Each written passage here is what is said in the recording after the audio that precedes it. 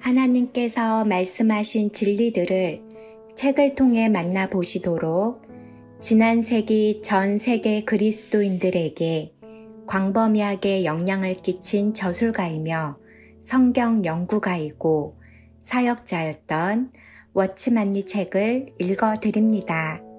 은혜가 함께 하시길 바랍니다. 그리스도인의 50 필수 과정 제4권 31장 배우자 선택 창세기 2장 18절 말씀 여호와 하나님이 가라사대 사람을 독초하는 것이 좋지 못하니 내가 그를 위하여 돕는 배필을 지으리라 하시니라. 1. 배우자 선택의 중요성 하나님께서 사람을 창조하실 때 그분 보시기에 아담은 반쪽이었고 하와는 또 다른 반쪽이었다. 두 사람이 합해져야만 온전한 한 사람이 될 수 있었다. 그러므로 이 세상에서 하나님의 은사를 받아 동정으로 있는 사람 외에 모든 사람은 누구나 결혼해야 한다. 대부분의 성경 교사들은 하나님의 자녀들이 배우자를 선택하는 것은 다른 반쪽을 찾는 것이라고 믿는다. 하나님은 여러분을 반쪽으로 지으시고 또 다른 반쪽을 지으셨다. 여러분이 다른 반쪽을 찾아낼 때 비로소 하나를 이룰 수 있다. 그러므로 배우자를 선택한다는 것은 이 하나를 이룬다는 뜻이다. 반쪽 단위의 모든 것은 다 쓸모없다. 여러분이 다른 반쪽을 찾을 때 비로소 옳은 것이다. 만일 두 개의 반쪽이 같이 있어도 여전히 반쪽 단위라면 이 혼인은 분명 문제가 있다. 하나님께서 짝지어 주신 것을 사람이 나눌 수 없음을 우리는 믿는다. 그러므로 우리는 하나님께서 짝지어 주신 다른 반쪽을 찾아내야 한다. 청년 형제 자매의 결혼은 교회와 큰 관계가 있기 때문에 연로한 형제 자매들은 이 일을 관심하지 않을 수 없다. 우리는 이 일의 중요성을 알아야 하고 청년 형제 자매들이 합당하게 행하도록 도와야 한다.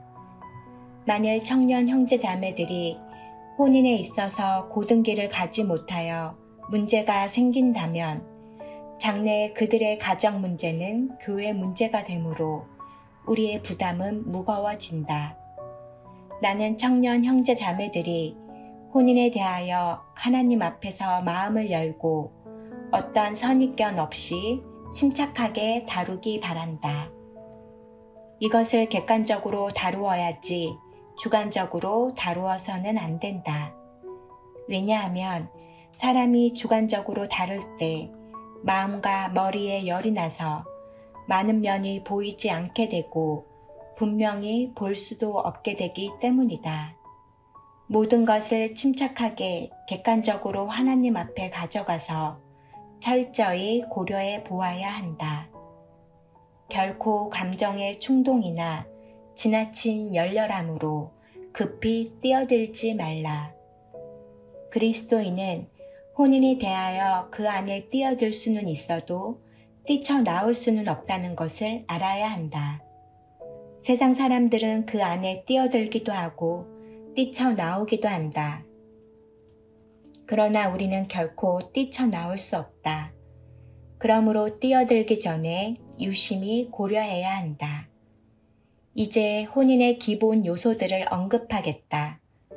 청년 형제 자매들은 하나님 앞에서 함부로 지나치지 말고 침착하게 고려하여 혼인에 영향을 주는 요소들을 하나하나 해결하기 바란다. 배우자 선택의 요소들, 천연적인 매력. 야곱은 레아보다 라헬을 얻기가 더 쉬웠다. 그러므로 우리는 결코 천연적인 매력을 경시할 수 없다. 상대가 형제나 자매면 족하다고 생각하지 말라. 다른 사람과 형제 자매의 관계를 갖는 데에는 매력의 문제가 결부되어 있지 않다. 그러나 두 사람이 결혼하는 데에는 혼인의 요소를 생각하지 않을 수 없다. 혼인에는 매력의 요소가 있어야 한다. 미국 기독교 선교연맹의 배번 박사는 다음과 같은 좋은 말을 했다. 피차 간의 매력을 느끼는 것은 서로 사랑하는 것을 나타내는 최상의 표시이다. 주님께서 크게 쓰시는 종인 그는 또 이렇게 말했다. 여러분이 모든 믿는 이들과 갖는 형제 자매의 관계에는 매력의 문제가 없다. 그러나 여러분이 어떤 사람과 결혼하게 된다면 그때에는 매력의 문제가 관련된다. 바울 자신도 고린도 7장에서 이것을 잊어버리지 않았다. 그는 여러분이 결혼해야 한다고 생각하고 결혼하기를 원하면 그렇게 하라고 말했다. 그러므로 혼인은 당사자가 좋아해야 할 수 있다. 자신이 그렇게 하는 것이 좋다고 보아야만 합당하고 좋은 것이다. 그러므로 천연적인 매력은 성공적인 혼인의 기본 요소이다. 사실 이것은 가르칠 필요도 없이 청년 자매들이 스스로 안다. 그들 스스로는 천연적인 매력이 혼인의 요소임을 안다. 우리가 이렇게 언급하는 이유는 단지 그들에게 주 안에 있는 연장한 형제들도 그것을 인정하고 그렇게 하는 것이 합당하다고 느낀다는 것을 보여주기 위해서이다. 천연적인 매력 없이 이루어진 혼인은 억지로 성립된 것이기 때문에 결국이 좋지 않다. 여러분은 여러분이 함께 있기를 좋아하고 또 함께 있는 것이 누림직한 사람을 결혼 대상자로 택해야 한다. 상대방의 임재를 견디는 것이 아니라 좋아해야 한다. 어떤 사람들에 대하여 여러분은 같이 있고 싶어서 있는 것이 아니라 다만 견디는 것일 따름이다. 여러분은 배우자의 임재를 기뻐하고 기히 여기며 함께 있기를 좋아해야 한다. 만일 상대방과 함께 있는 것을 싫어하고 함께 있는 것이 누림이 되지 못한다면 여러분은 결혼하지 않는 편이 낫다. 왜냐하면 여기에는 결혼의 한 가지 요소가 결여되었기 때문이다. 배우자와 함께 있는 것을 좋아하고 누리는 것은 일시적인 것이 아니라 장기적인 것이어야 한다. 30년 혹은 50년이 지난 후에도 상대방과 함께 있기를 좋아할 것이라는 확신이 있어야 한다. 그 누림이 3, 4일 후에 사라져서는 안 된다. 이러한 매력이 성공적인 혼인의 기본 요소 중 하나이다. 신체적인 건강. 둘째로 신체적인 건강을 주의해야 한다. 위대한 사랑은 신체적인 약함을 초월한다는 것은 사실이다. 우리는 상대방의 신체적 약함을 돌보기 위해 결혼한 사람이 있음을 시인한다. 영국의 한 형제는 자매의 눈이 보이지 않았기 때문에 결혼했다. 이런 일은 교회 역사에 상당히 많다. 위대한 사랑이 있을 때 신체적인 약함을 초월할 수 있다. 그러나 보통 상황에서 모든 사람에게 다 위대한 사랑이 있지는 않았다는 것을 주의하라. 보통 상황에서 신체적인 약함은 혼인을 해칠 수 있다. 한쪽이 신체적으로 문제가 많을 때 다른 쪽의 희생이 너무 커지기 때문에 자연히 이 혼인은 실패로 돌아갈 가능성이 높다. 혼인에 있어서 신체의 약함 때문에 상대방의 섬김을 받아야 하는 사람들은 두 가지 성향으로 나뉘는데 하나는 이기심이고 또 하나는 자책감이다. 이기적인 사람은 주지 않고 받기만 하며 거두기만 하고 지출할 줄 모른다. 만일 약한 쪽이 이기적이어서 언제나 자신이 도움을 받아야 한다고 생각한다면 한동안 지난 후 그의 배우자는 그의 이기적인 상태를 보고 그를 멸시하게 될 것이다. 배우자는 자연히 자기 남편 또는 아내가 이기적이고 자기만을 생각하며 남을 위하지 않는다는 것을 느끼고는 그때부터 자기 남편이나 아내를 멸시하기 시작한다. 만일 섬김을 받는 쪽이 이기적인 사람이 아니라 자책감이 충만한 사람이라면 이것도 상당히 문제가 된다. 아내가 여러분에게 시중 돌든 남편이 여러분에게 시중 돌든 만일 여러분에게 자책감이 많다면 여러분은 상대방의 계속되는 희생을 부담스럽게 느낄 것이다. 여러분의 아내 또는 남편이 계속 여러분을 공급하고 여러분은 이런 우대를 계속 받기만 한다면 여러분은 살아나가기가 거북할 것이다. 그러므로 일방적으로 질병은 성공적인 혼인에 영향을 준다. 이제 섬김을 받는 쪽에 대해 말하지 않고 방향을 돌려서 섬기는 쪽에 대해 말하겠다. 섬기는 쪽도 두 가지 성향으로 나뉜다. 곧 기꺼이 희생하거나 희생의 한도를 느끼는 경우이다. 많은 때 사람의 인내는 소모되기 매우 쉽다. 사람의 인내에는 한도가 있다. 인내가 다 소모될 때 가정에는 문제가 생긴다. 또 때로는 인내가 다 소모된 것이 아니라 희생하기를 꺼려하는 것일 수도 있다.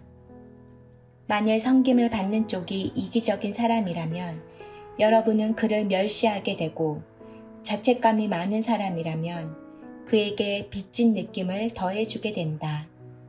마치 여러분이 돈을 빌려줄 때 이기적인 사람이라면 받을 것이고 자책감이 많은 사람이라면 괴로움을 느끼는 것과 같다.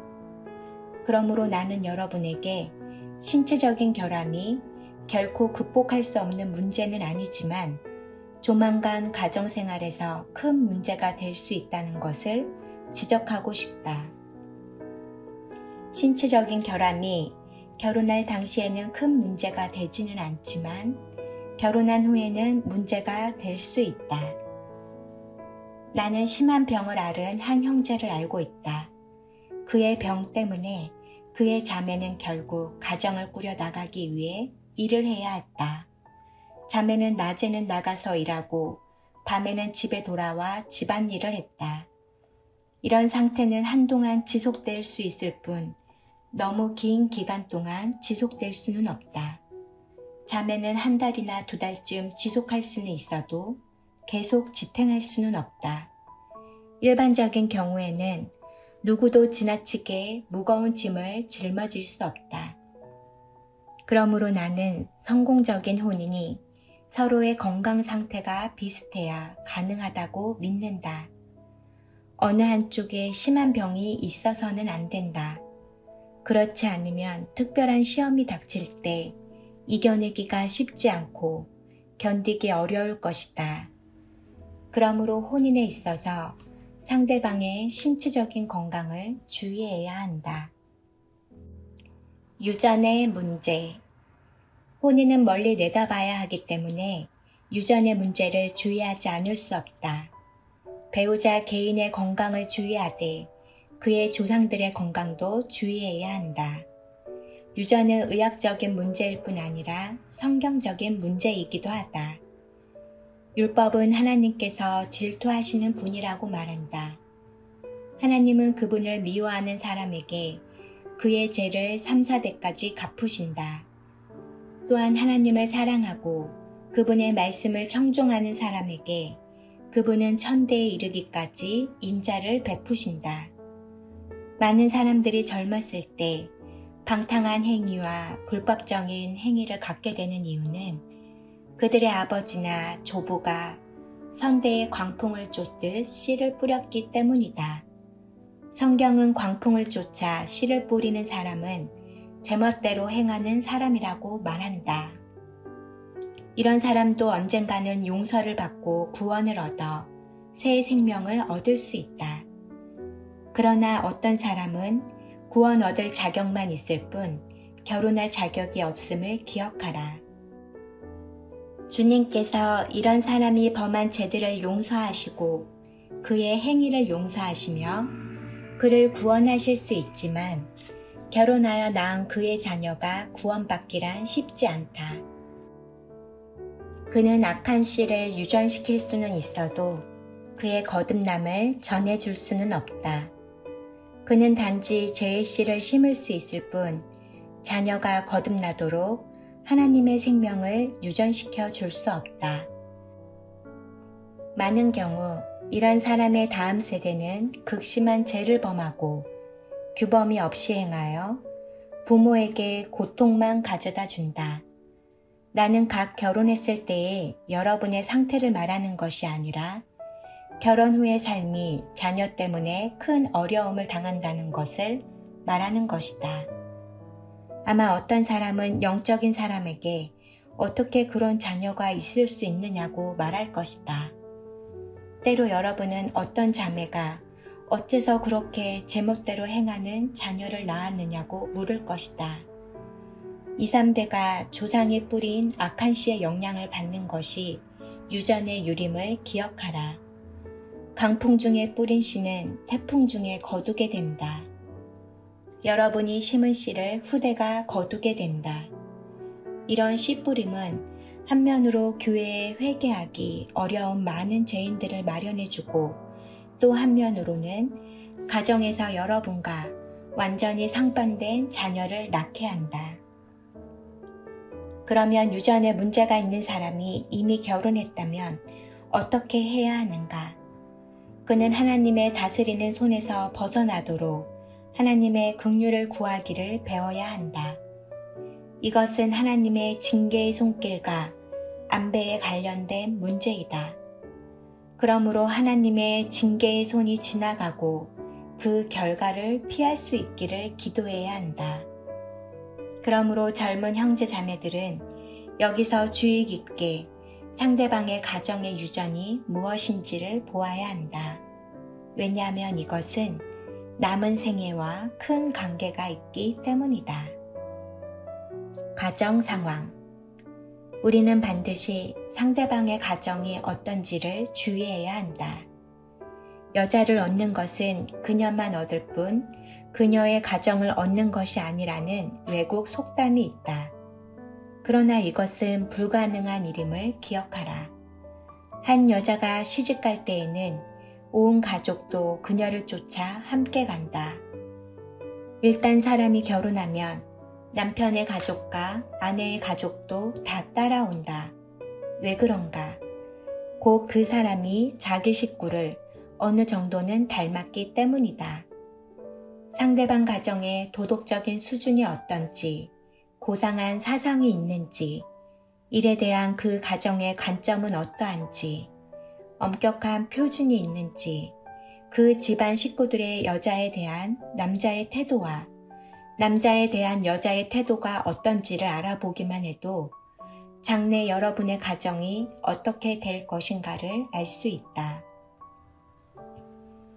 가정에서 10년 혹은 20년 영향을 받았다면 남자든 여자든 자신의 가정에 대해 불만을 품고 있다 하더라도 결혼 후에 이전 가정에서의 행동과 방법이 자신도 모르게 새 가정에 나타나게 된다. 몸에 배인 행동은 언젠가 나타나고 만다. 나는 10사람 중에 모두가 이렇게 된다고 감히 말할 수는 없지만 10중 8구 다 이렇다. 물론 한 번에 완전히 드러나지는 않겠지만 과거에 있었던 가정이나 부모의 가정의 어떠함이 점점 여러분의 가정에 흘러 들어온다. 만일 한 가정의 아버지가 자녀를 엄격히 대한다면 이 가정에서 자란 아들이나 딸에게는 사랑이 부족해진다. 엄격한 가정에서 자란 자녀는 항상 박정하다. 만일 어느 가정이 화목하고 부모의 사랑도 충만하다면 자연히 이 가정에서 자란 자녀들도 온유하고 쉽게 사람들과 어울리게 된다. 만일 부모가 가정에 성실하다면 이 가정에서 자란 자녀의 마음은 집에 있고 밖으로 향하지 않을 것이다. 만일 침착한 남편을 원하고 열렬한 남편을 싫어하는 한 아내가 있다면 그녀의 딸도 역시 외향적이 아니라 내향적일 것이다. 이런 상태에 있는 가정의 자녀 중 10중 8구가 다 그렇다. 가정의 상태는 다음 세대에 나타나기 마련이다. 그러므로 다음과 같은 말이 있다. 한 여자를 얻으려면 그녀의 어머니를 보라. 이 말이 완전히 옳다고는 감히 말할 수 없지만 어느 정도는 옳다. 그녀의 어머니가 어떻게 그녀의 아버지를 대하는지 보기만 해도 그녀가 장래에 어떻게 여러분을 대할지 알 수 있다. 왜냐하면 그녀는 적어도 어머니를 20년간 지켜보아 왔기 때문이다. 그녀는 어머니에게서 배울 것을 다 배웠다. 매일 어머니가 어떻게 아버지를 대하는지 지켜보았기 때문에 자기가 본 그대로 쉽게 배우자를 대하게 된다. 나는 10명 중에 10명이 다 그렇다는 말이 아니라 10중 8구가 그렇다는 말이다. 몇 가지 예를 들겠다. 성품이 아주 강한 한 사람이 있다고 하자. 여러분이 그와 말할 때 그가 여러분에게 온유하게 대하더라도 그는 강한 성품의 가정에서 자랐기 때문에 언젠가 그의 성품이 나타나게 될 것이다. 요란스럽게 떠들지 않고 제재를 받는 가정에서 자란 자녀는 자연히 예의 바르고 제멋대로 말하거나 욕하지 않으며 별로 떠들지 않는 것을 보게 될 것이다. 이런 가정에서 자란 아이들은 최소한 다투는 것이 나쁘고 잘못된 이름을 안다. 욕하는 것이 그들에게는 큰 산을 오르는 것과 같다. 그러나 매일 다투고 욕하는 가정에서 사는 형제나 자매가 있다면 그들이 여러분에게 예의 바르게 대한다 하더라도 그것을 믿지 말라. 그것은 일시적인 것임을 기억하라. 그의 긴장이 풀어지는 날에 그의 집에서 배운 모든 것이 다 쏟아져 나올 것이다. 그에게 욕하고 다투는 것은 자연스러운 것이고 이것에 대해 당신은 도리가 없을 것이다. 그러므로 결혼하기 전에 여러분은 상대방의 가정 상황이 어떻고 그 상황을 여러분이 좋아하는지 싫어하는지를 먼저 보아야 한다. 만일 그 가정 상태를 좋아하는 편이라면 10중 8구 그렇게 될 것이다. 만일 별로 좋아하지 않는다면 배우자가 예외이기를 바라지 말라. 습관과 관념은 서로 다른 것임을 기억하라. 한 사람의 관념과 길러진 습관은 별다른 것이다.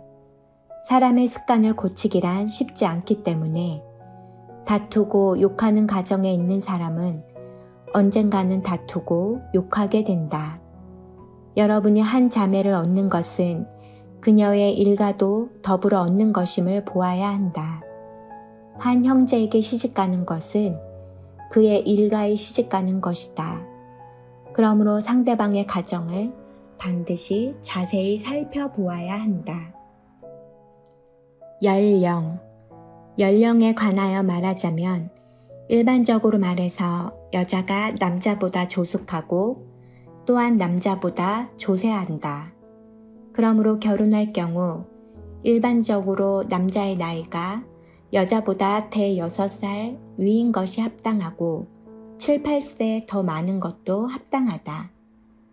왜냐하면 조숙으로 말하면 대개 5년가량의 차이가 나고 조세로 말하면 대개 10년의 차이가 나기 때문이다. 이것은 신체적인 연령을 말하는 것이다. 또 한면으로 사람에게는 사상적인 나이가 있다. 아마 어떤 사람은 신체적으로는 어른이지만 사상적으로는 여전히 어린아이일 수 있다. 또 어떤 사람은 신체는 노인이지만 사상은 여전히 아주 젊을 수도 있다. 그 때문에 그리스도인들 가운데 형제의 사상은 조숙하고 자매의 사상은 여전히 어리다면 형제의 나이가 약간 적고 자매의 나이가 조금 많다 하더라도 상관없다. 문제는 여러분이 신체적인 연령을 주의하는가 아니면 사상적인 연령을 주의하는가에 달렸다. 신체적인 나이로 말한다면 형제가 자매보다 위인 것이 낫다. 사상적인 나이로 말한다면 자매가 형제보다 조금 많아도 괜찮다. 이것은 누가 형제 자매를 위하여 정할 수 없고 그들 스스로 고려해야 한다.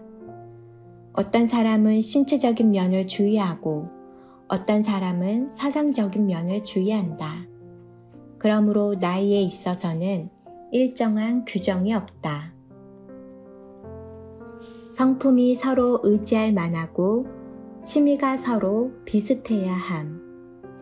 이상에서 언급한 5가지는 거의가 신체에 관한 방면이다. 이제 심리적인 방면, 곧 성품의 방면을 언급하겠다. 올바른 결혼을 하려면 천연적인 매력이 있어야 할 뿐 아니라 성품이 서로 비슷하고 융화되어야 한다. 다시 말해서 취미와 애우가 비슷해야 한다. 만일 결혼에 있어서 서로 성품이나 취미가 맞지 않는다면 가정은 언젠가 평강을 잃고 서로 상당한 고통을 당하게 될 것이다. 새로 믿은 형제들은 천연적인 매력은 일시적이지만 성품의 융화는 지속적인 것임을 보기 바란다. 주님을 믿지 않는 사람들의 문학소설에서 묘사된 사랑은 다 천연적인 매력을 가리킨다. 이것은 성경에서 말한 사랑이 아니다. 사랑 안에는 천연적인 매력이 포함되어 있지만 천연적인 매력이 곧 사랑은 아니다. 사랑 속에 천연적인 매력이 들어있지만 또한 사랑은 성품의 조화를 포함한다. 사랑에는 2가지 기본적인 조건과 요소가 있는데 그 중 하나가 천연적인 매력이다. 그러나 이것은 일부일 뿐이고 또 한 부분은 성품의 융화요, 성품과 애호의 일치이다. 겉사람으로 말할 때 어떤 사람은 여러분에게 천연적인 매력을 갖고 있을 것이다. 그러나 여러분은 그의 행함이 여러분과 완전히 상반된다는 것을 느끼고는 그를 조금도 좋아하지 않을 수 있다. 여러분이 좋아하는 것을 그가 싫어할 수도 있고 그가 좋아하는 것을 여러분이 싫어할 수도 있다. 이것이 바로 성품의 불일치이다. 열렬함과 냉랭함. 가령 한 가정에서 남편이나 아내가 사람을 아주 사랑한다고 하자. 한쪽은 사람을 사랑스럽게 느끼고 사람을 대할 때나 접대할 때 상당히 후하며 항상 최선을 다하고 사랑이 가득한 반면에 다른 쪽은 남편이든 아내든 사람에 대해 아주 냉랭하고 사랑이 없는 것은 아니지만 열렬한 느낌이 부족할지도 모른다. 만약 여러분이 자기 자신을 아주 사랑이 많고 아주 후하게 사람들을 대하며 인정도 많은 사람이라 느낀다 하자. 이런 여러분이 사랑과 인정이 많은 사람과 결혼을 했다면 여러분 가정은 사람을 대하는 것이 아주 흥미있고 그들을 접대하는 것이 아주 쉽게 느껴질 것이다. 이것은 마치 여러분이 서쪽으로 가려고 할 때 물결도 서쪽으로 향하여 아주 순조롭게 가는 것과 같다. 만일 여러분의 배우자가 냉랭하고 감각이 없다면 결국 그가 한쪽을 당기고 여러분은 다른 쪽을 당기게 되어 서로 참는다고 느낄 것이다. 여러분이 이렇게 할 때 상대방은 여러분이 불필요한 일을 행한다고 느끼고 여러분에 대해 참는다고 할 것이다. 그가 이렇게 행할 때 여러분도 그를 너무 인색하다고 느끼며 그에 대해 참는다고 할 것이다. 이것은 그다지 좋지 못하다. 인애와 어미.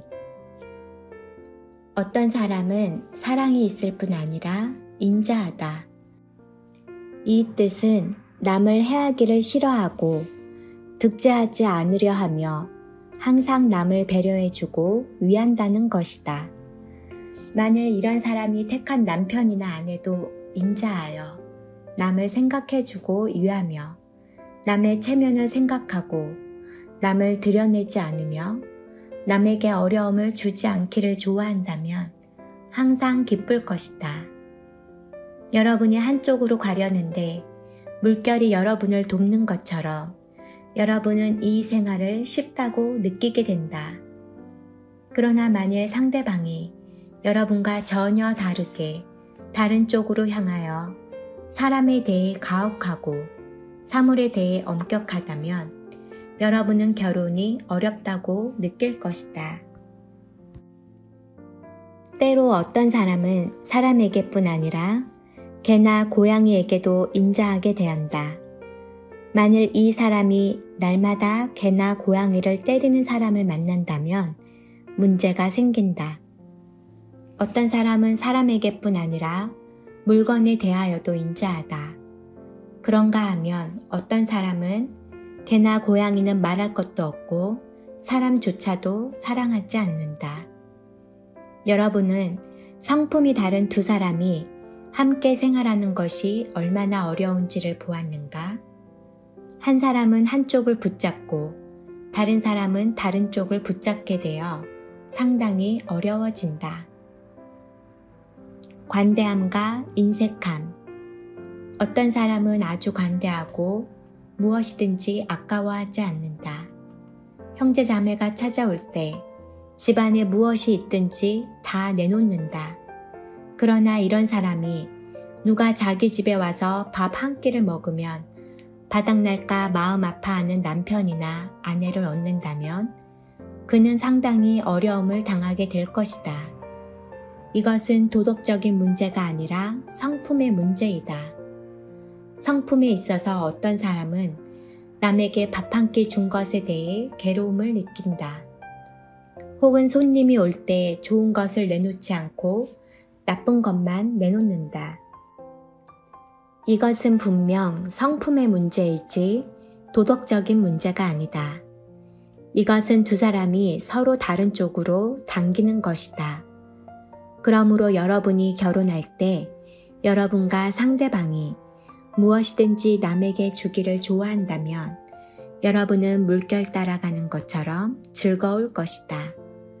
만일 성품이 달라서 두 사람이 각각 다른 쪽을 잡아당긴다면 매일 화내는 생활을 하게 되어 정말 어려움을 당하게 될 것이다. 직성적인 성품과 조심성 있는 성품. 어떤 사람은 아주 직선적이다. 자신이 직선적일 뿐 아니라 직선적인 사람을 좋아한다. 어떤 사람은 상당히 조심성 있다. 자신이 조심성 있을 뿐 아니라 조심성 있는 사람을 좋아한다. 이 두 사람이 함께 살 때 문제가 생기기 마련이다. 직선적인 것과 조심성 있는 것은 다 옳다는 것을 기억하라.